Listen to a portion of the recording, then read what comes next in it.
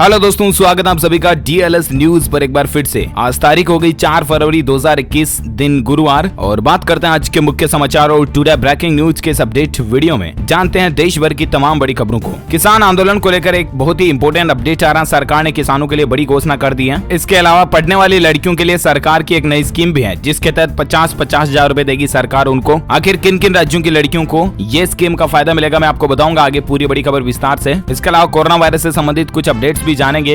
Rail यात्रियों के लिए भी बड़ी खबर है, इंडियन रेलवे को लेकर अपडेट्स हैं। तो एक एक करके आज की तमाम 50 बड़ी महत्वपूर्ण और काम की खबरों पर नजर डालते हैं फटाफट से। बिल्कुल इस वीडियो को ध्यान से एकदम पूरा लास्ट तक देखते रहिएगा। सीधे बात करें पहले अपडेट की तो देखिए दोस्तों, इंडियन रेलवे को लेकर अच्छी खबर है। 28 फरवरी तक IRCTC आपको 2000 रुपए तक का कैशबैक ऑफर दे रहा। दरअसल अगर आप रेल यात्रा के लिए रेलवे टिकट वगैरह बुकिंग कराते हैं ना तो IRCTC इन दिनों ग्राहकों को IRCTC आई मुद्रा वीजा रुपए कार्ड पर 2000 रुपए तक के कैशबैक की सुविधा दे रहा। खुद इंडियन रेलवे ने ट्वीट करके बात की जानकारी दी है। ये स्क्रीन पर भी देख सकते हैं आप इसके बारे में ज्यादा जानकारी। चलिए साथ ही अगला अपडेट है, पंजाब नेशनल बैंक भी सस्ते में सोना खरीदने का एक मौका दे रहा, नई स्कीम लेकर आया। जी हाँ, दरअसल अगर आप भी सस्ते में सोना खरीदने का प्लान बना रहे हैं ना तो देश का दूसरा सबसे बड़ा सहकारी बैंक पंजाब नेशनल बैंक यानी कि PNB आपको ये मौका दे रहा। दरअसल दोस्तों सरकार की जो स्कीम होती है ना सावरेन गोल्ड बॉन्ड स्कीम करके, जिसमें आप 5 फरवरी 2021 तक सोने में निवेश कर सकते हैं, सोना खरीद सकते हैं। और वो भी अगर आप पंजाब नेशनल बैंक के जरिए खरीदते हैं तो वहाँ पर आपको और बेनिफिट मिल जाता है, 50 रुपए की अतिरिक्त छूट मिल जाएगी। तो आप भी चाहें तो ये सावरेन गोल्ड बॉन्ड स्कीम में PNB के जरिए इन्वेस्ट कर सकते हैं। ओके,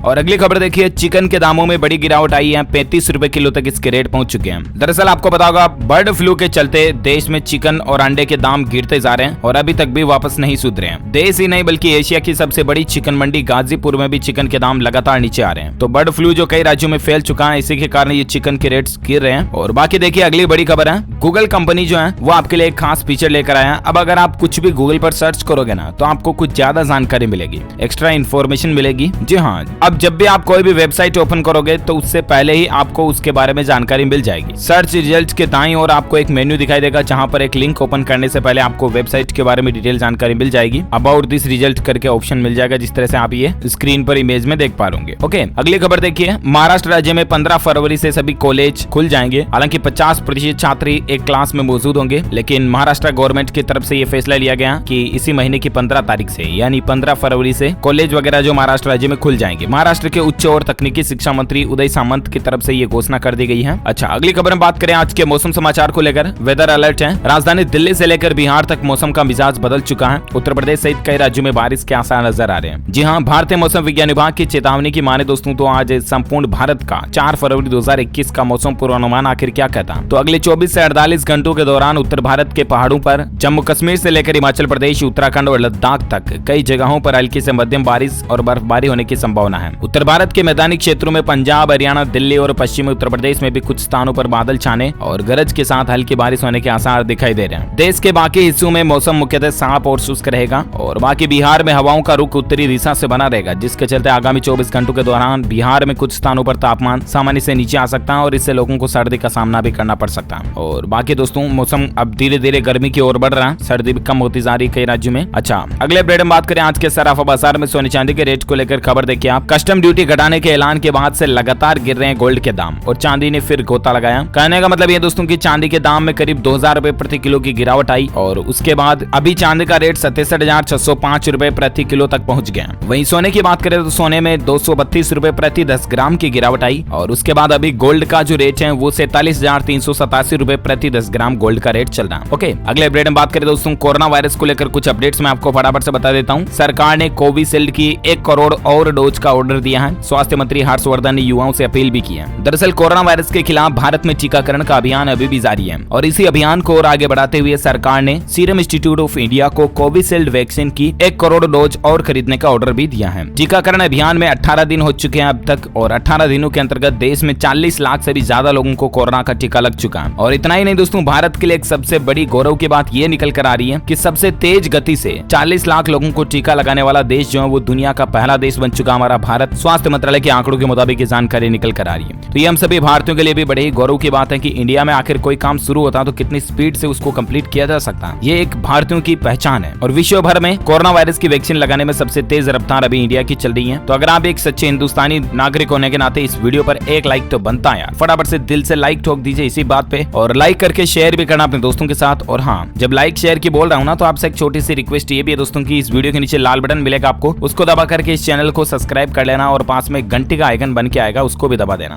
इससे होगा या ना कि आप और हम आपस में जुड़े रहेंगे और रोजाना एक दूसरे के साथ काम की खबरें शेयर कर पाएंगे। और सब्सक्राइब करके बेल आइकन दबाने से आप डीएलएस न्यूज फैमिली का एक हिस्सा बन जाओगे, जो कि वाकई में दमदार बात है। अच्छा, अपन आगे बढ़ते हैं अगले अपडेट में, जहां देखिए कोरोना को लेकर और एक खबर है कि कोरोना से मुक्त होने वाला देश का पहला राज्य बन चुका है अंडमान निकोबार। अंतिम 4 मरीज एक्टिव थे इसमें, वो भी ठीक हो चुके हैं। और अंडमान निकोबार जो भारत का ऐसा देश का पहला राज्य है जहां पर अब पूरे राज्य में कोई भी कोरोना मरीज नहीं है, ठीक है ना। अच्छा, इसके अलावा कोरोना को लेकर एक बहुत ही इंपॉर्टेंट अपडेट आ रहा है, चेतावनी भी उसे आप समझ सकते हैं। देखिए कि भारत में हर चौथा व्यक्ति कोरोना से संक्रमित हो चुका है। एक सीरो सर्वे में इस तरह के संकेत मिले हैं। 30 करोड़ से भी ज्यादा संक्रमितों की असली संख्या हो सकती है, ऐसा अनुमान लगाया जा रहा है। जी हाँ, अविश्वसनीय लगता है, राइट। लेकिन दोस्तों जो मीडिया में खबर आ रही है, जागरण.com के ऊपर ऑफिशियली ये खबर पब्लिश की गई है कि देश में सरकारी आंकड़ों के मुताबिक तो कोरोना महामारी की चपेट में आने वाले लोगों का आंकड़ा अभी तक 1 करोड़ 8 लाख के लगभग है, ठीक है ना। लेकिन हाल ही में सरकारी एजेंसी की तरफ से कराए गए सीरो सर्वे के नतीजों से जो संकेत मिले हैं ना, वो वाकई में चौंकाने वाले हैं। उसके मुताबिक देश में कोरोना संक्रमितों की वास्तविक संख्या सरकारी आंकड़ों से बहुत ज्यादा हो सकती है, तकरीबन 30 करोड़ हो सकती है, यानी कि 1/4। कहने का मतलब देश में हर 4 में से 1 व्यक्ति कोरोना से संक्रमित हो सकता है, क्योंकि इतने लोगों में एंटीबॉडीज पाई गई है। और जाहिर सी बात है, एंटीबॉडीज मिलने का मतलब कि उनमें ऑलरेडी कोरोना आ चुका है, तभी तो उनकी बॉडी उनके खिलाफ एंटीबॉडी बनाए हुई है। खैर, देखते हैं आगे क्या अपडेट आता है, मैं आपको बताता रहूंगा। और बाकी कोरोना को लेकर आंकड़ों की बात करें तो पहले 24 घंटों के दौरान लगभग 13,000 नए केस देखे गए और उसके बाद कुल संक्रमितों की संख्या 1 करोड़ 7 लाख 91,000 से भी ज्यादा हो चुकी है, जिसमें से 1,52,000 एक्टिव केस चल रहे हैं, यानी कि सक्रिय हैं, जिनका अभी इलाज चल रहा है, जबकि 1 करोड़ 4 लाख से भी ज्यादा मरीज ठीक हो चुके हैं। वहीं दोस्तों भारत में कुल संक्रमितों में जान जाने वाले लोगों की संख्या जो है ना, मरने वालों का आंकड़ा वो हो चुका है 1,54,742। इतने लोगों की भारत में इस वायरस के चलते जान जा चुकी है। तो आपसे भी रिक्वेस्ट है दोस्तों, please mask, sanitiser, social distancing अभी भी फॉलो करते रहे, आप ज्यादा लापरवाही ना करें, है ना। अच्छा, बाकी दोस्तों किसान भाई लोगों वगैरह को लेकर और कुछ बड़ी खबरें मैं आपको बताता हूँ, फटाफट से देखिए आप। किसानों के लिए सरकार ने बड़ा ऐलान किया है,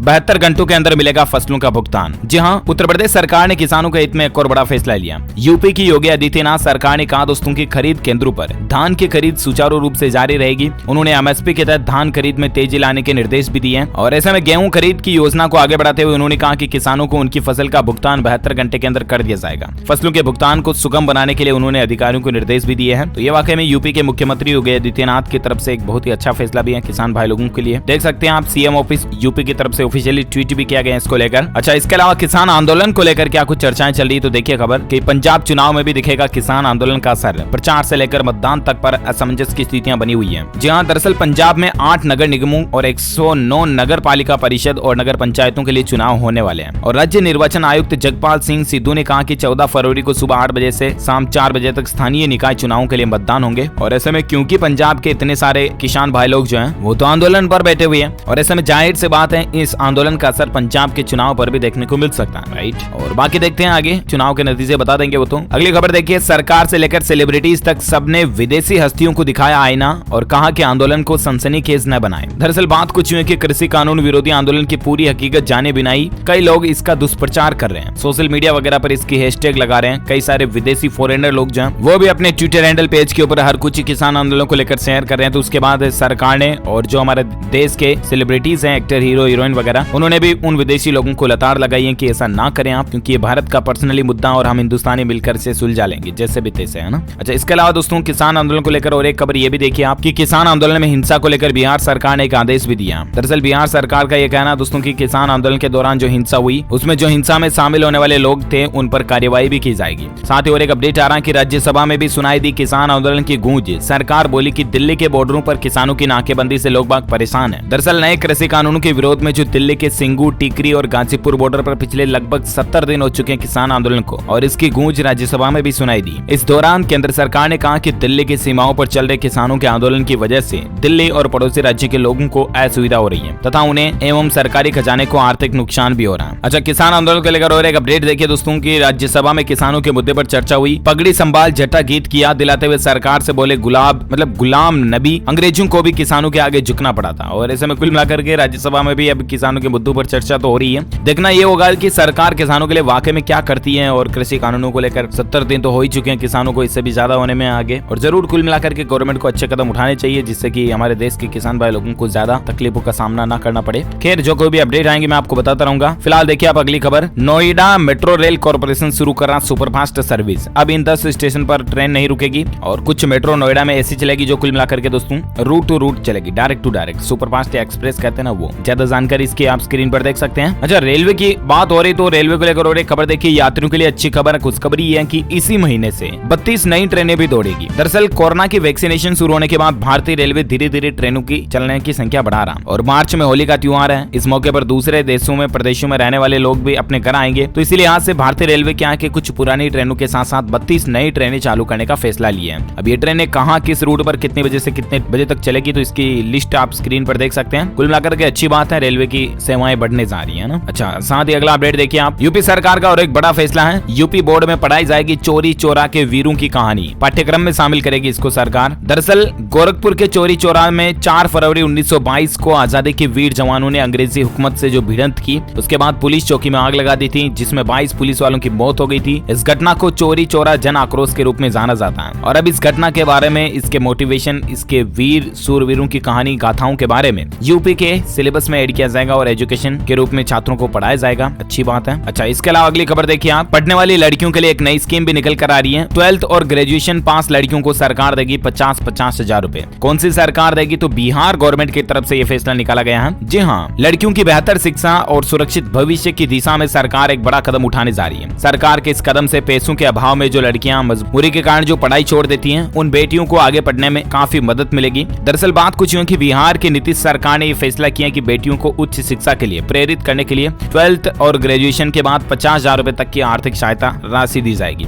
इसी नए साल से ये योजना लागू मानी जाएगी और इस योजना का नाम है मुख्यमंत्री कन्या उत्थान योजना। 2021-22 से ये योजना शुरू हो चुकी है और इंटर और ग्रेजुएशन परीक्षा पास करने वाली जो अनमेरिड लड़कियां, उनको क्रमशः 25 और 50,000 रूपए की आर्थिक सहायता राशि देने की बात जो मंगलवार को कैबिनेट में मंजूरी मिल चुकी है इसको। तो ज्यादा जानकारी इसके बारे में आप देख सकते हैं, है ना। अगली खबर देखिए, रिलायंस जियो के अगर आप यूजर्स हैं तो बहुत ही अच्छी खुशखबरी निकल कर आ रही है आपके लिए। अब जियो पेज में मिलेगी 11 भारतीय भाषाओं में सर्च करने की सुविधा। जी हाँ, रिलायंस जियो ने अपने जियो पेज एप्स में यूजर्स को मल्टी लैंग्वेज का ऑप्शन दिया जाएगा अब, और 3 और भारतीय भाषाओं को शामिल कर दिया। अब कुल मिलाकर के 11 भाषाओं में आप जियो पेज पर कंटेंट को सर्च कर पाओगे। हिंदी और अंग्रेजी के अलावा मराठी, तमिल, गुजराती, तेलुगु, मलयालम, कन्नड़ और बंगाली भाषा का यूज आप कर पाओगे। और अब इसमें असमिया, उड़िया और पंजाबी भाषा को भी शामिल कर दिया है। इस ऐप में यूजर्स न्यूज वगैरह और अन्य कई टॉपिक्स पर कंटेंट रीड कर सकते हैं। ओके, तो जियो यूजर्स के लिए वाकई में अच्छा फैसला है रिलायंस जियो की तरफ से। और अगली खबर देखिए आप, गोवर्धन योजना के लिए पोर्टल की शुरुआत भी हो चुकी है। दरअसल दोस्तों, जल शक्ति मंत्रालय ने गोवर्धन योजना पर एकीकृत पोर्टल की एक शुरुआत की है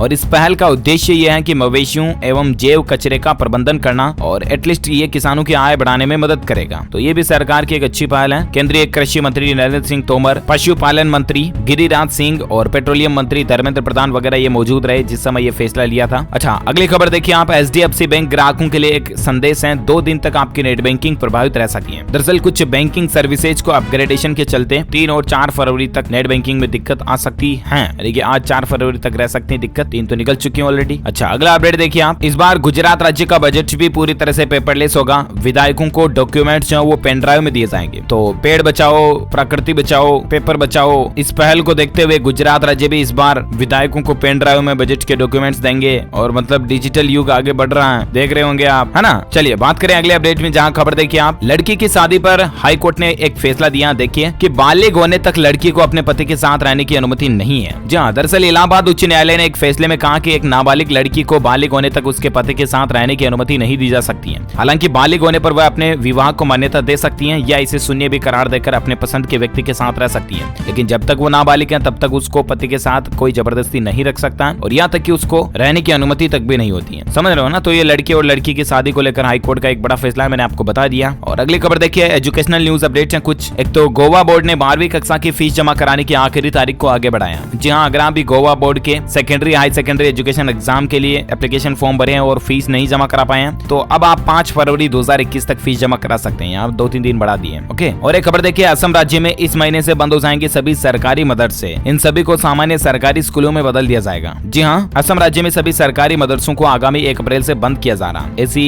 खबर मीडिया रिपोर्ट चल रही है, जागरण के ऊपर प्रकाशित की गई है खबर। ऐसे 620 से अधिक संस्थानों को आम स्कूलों में बदल दिया जाएगा। राज्य सरकार ने अपने सेक्युलर स्वरूप के कारण धार्मिक शिक्षा के लिए आर्थिक सहायता देना बंद कर दिया और राज्य सरकार ने विगत 30 दिसंबर को विधानसभा में एक कानून पारित किया था। इसी के तहत ये कुछ बदलाव किया जा रहा है। और साथ ही अगली खबर देखिए दोस्तों, एजुकेशन को लेकर और एक अपडेट है। MPBSE EVA इवैल्यूएशन गाइडलाइंस 2021 जारी हो चुकी हैं। स्टूडेंट्स को दिए जाएंगे प्रैक्टिस बुक, वर्कशीट और प्रोजेक्ट वर्क। मूल्यांकन में 40% हिस्सा होगा। दरअसल माध्यमिक शिक्षा मंडल मध्य प्रदेश द्वारा राज्य के संबंध शासकीय और गैर शासकीय विद्यालयों में कक्षा 1 से लेकर कक्षा 8 तक के स्टूडेंट्स के मूल्यांकन के लिए दिशा निर्देश जारी हो चुके हैं। ज्यादा जानकारी आप MPBSC के ऑफिशियल वेबसाइट पर चेक कर लीजिएगा। फिलहाल और एक खबर देखिए आप, टेक्नोलॉजी को लेकर अपडेट है दोस्तों। Google Ford partnership Android operating system पर काम करेगी। फोर्ड की सभी कारें फोन की तरह आपको सॉफ्टवेयर अपडेट भी मिल जाएगा। जी हाँ, अब आप कोई भी फोर्ड कंपनी की कारों को खरीदोगे ना दोस्तों, तो 2023 के बाद सारी फोर्ड कंपनी की कारों में आपको Android operating system with upgradation option के साथ में मिल जाएगा, क्योंकि गूगल और फोर्ड कंपनी ने एक पार्टनरशिप की है और साल 2023 से इनकी साझेदारी के प्रोडक्ट आपको देखने को मिल जाएंगे, जिसमें क्या क्या फीचर्स मिलेंगे। इंफोटेनमेंट स्क्रीन में इंस्टॉल किया जाएगा गूगल का एंड्रॉइड OS। बिना एंड्रॉइड फोन के गूगल वॉइस असिस्टेंट इस्तेमाल किया जा सकेगा। ड्राइवर को इन व्हीकल नेविगेशन से गूगल मैप की जानकारी सुविधा भी मिल जाएगी और एप्स डाउनलोड करने के लिए गूगल प्ले स्टोर का इन कार वर्जन भी आपको मिलेगा, है ना। और साथ ही अगली खबर देखिए, मध्य प्रदेश पुलिस में पदोन्नति का रास्ता साफ हो चुका है। मुख्यमंत्री ने दी पुलिस भर्ती नियमों में संशोधन की मंजूरी। जी हाँ, दरअसल मध्य प्रदेश में प्रधान आरक्षक से उप पुलिस अधीक्षक स्तर के रिक्त 11,630 पदों को भरने का रास्ता अब साफ हो चुका है। मुख्यमंत्री शिवराज सिंह चौहान ने मध्य प्रदेश पुलिस के रेगुलेशन एक्ट में संशोधन कर उच्चतर पद पर कार्यवाहन का प्राविधान कर दिया। और इसके चलते कुल मिलाकर के कहने का मतलब ये कि जो स्टूडेंट्स भाई लोग पुलिस की तैयारी करने के लिए जुटे हुए हैं ना, वो कंटिन्यू रखें, क्योंकि MP में लगभग 11,000 साढ़े 11,000 पदों पर पुलिस भर्ती बहुत जल्द आने वाली है। समझ रहे हो ना, भर्ती का रास्ता साफ हो चुका। और जब भी भर्ती का ऑफिशियल नोटिफिकेशन वगैरह अपडेट आएगा तो मैं आपको तुरंत बता दूंगा खबर DLS न्यूज के ऊपर। इसके लिए आपको क्या करना तो पता ही, आपको चैनल को सब्सक्राइब करके बेल आइकन दबाना। अच्छा, फिलहाल देखिए आप अगली खबर,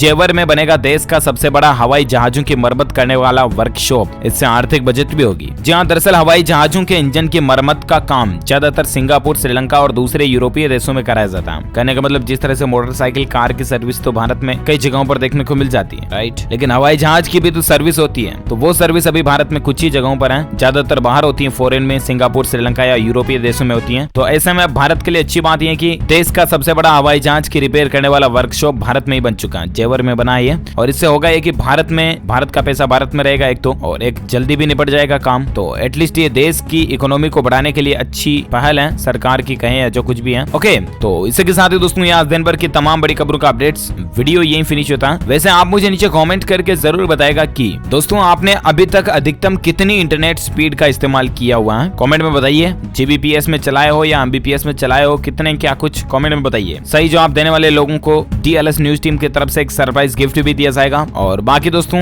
रैंडमली सेलेक्ट होने पर दिया जाएगा। और बाकी इस वीडियो को लाइक कीजिए, शेयर भी कीजिए अपने दोस्तों के साथ फेसबुक और व्हाट्सएप पर। और अगर आप DLS न्यूज चैनल पर पहली बार आए तो चैनल को सब्सक्राइब करके बेल आइकन जरूर दबा दीजिएगा, ताकि इससे आप रोजाना की काम की खबरें तुरंत आपके मोबाइल पर गेट कर पाओगे। और इसके साथ ही मिलेंगे अगले नेक्स्ट वीडियो में। तब तक के लिए thank you, take care, goodbye and जय हिंद, जय भारत, वंदे मातरम।